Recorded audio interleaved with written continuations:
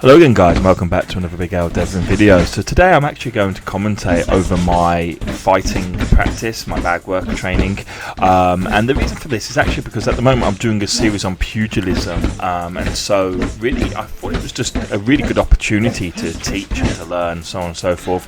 Some of the, or to at least see in practice, some of the techniques I've been talking about in pugilism. Now obviously I'm doing demonstration videos, so on and so forth, but it's nice to see it on a bag also, because of course I can't hit my sister like I can hit a bag. Now at the moment I'm just warming up, so I'm not going full pace, full power or anything along those lines. I'm just practicing some of the techniques and loosening my shoulders off and getting everything in working order essentially. Now as things get a little bit more towards full pace, what I want to do is essentially just highlight some of the main principles that I'm using in my fighting. I'm not going to be describing every punch and everything like that, it'd be far too intricate, too hard to do, but I do want to just explain to you the main techniques that I'm using and the reasons why I am doing it.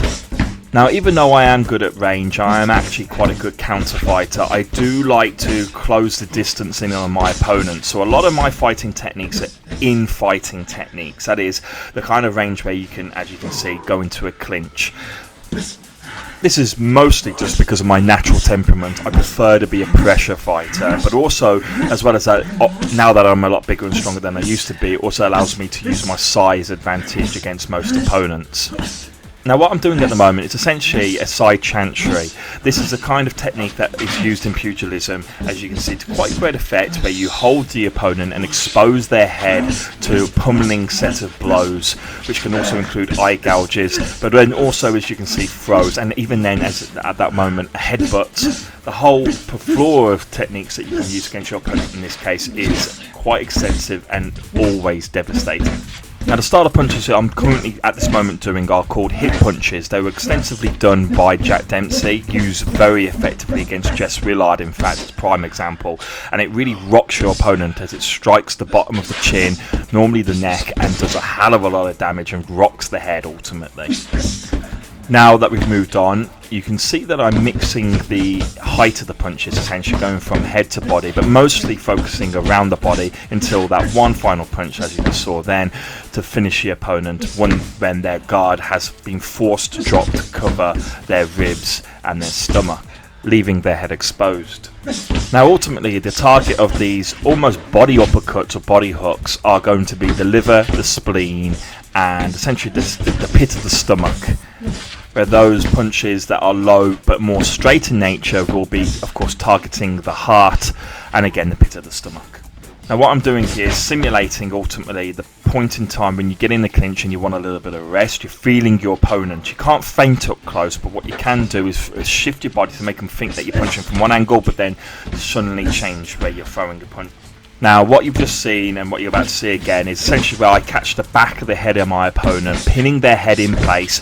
If I can grab their hair, I would grab their hair also, or if I could just go to the back of the head, whichever, it doesn't really matter, but I catch the back of the head and essentially lock their head in position for a following up punch. You can, as you just saw then, also turn it into a chantry and essentially put them into a headlock.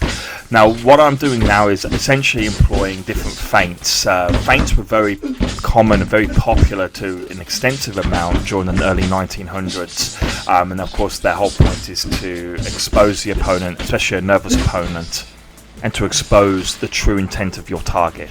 Now one of the key parts of fighting is to know that you don't have to be doing something all the time. So as you just saw there, I was taking a break. You don't have to throw a punch every second. You don't have to be doing a throw every second. Take your time, pick your shots. Here we just see myself closing down the distance as quick as I can, and again exposing the person's head to a pummel using a chantry. And when you get them into this position, you cannot let your opponent off. You have to keep up the momentum. Just taking a quick rest. Again here we see repeated that head catching technique that I said that you can do, where you can either grab the back of the opponent's head or their hair, and what we see here is introduced a few stamp kicks going into the opponent. Great against a charging opponent, but great against any unexpecting opponent. This was taken out however during the Broughton rules of prize fighting, as you were no longer allowed to strike beneath the groin. However, that doesn't stop you using it in the street or in self-defense.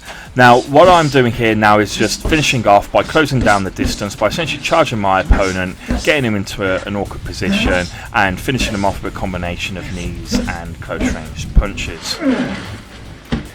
Well, thank you very much for watching, guys. I hope that really, for those of you who do enjoy my pugilist series, I hope that was at least somewhat insightful on how some of the techniques can be used.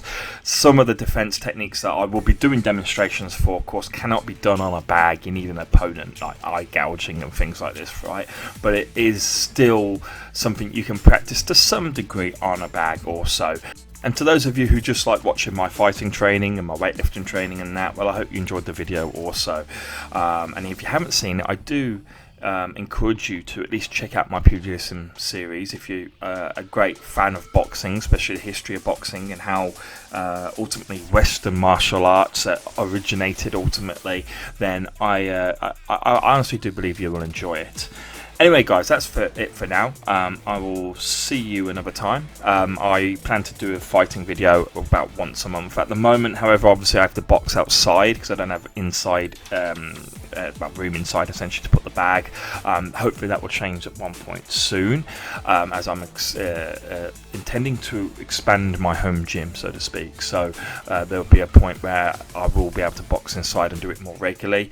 But living in England, obviously I am unfortunately at the mercy of English weather, which isn't, as you guys are aware of, it's not the best out there. In the meantime though, guys, ta-ta, thank you for watching, and I'll see you soon. Bye bye.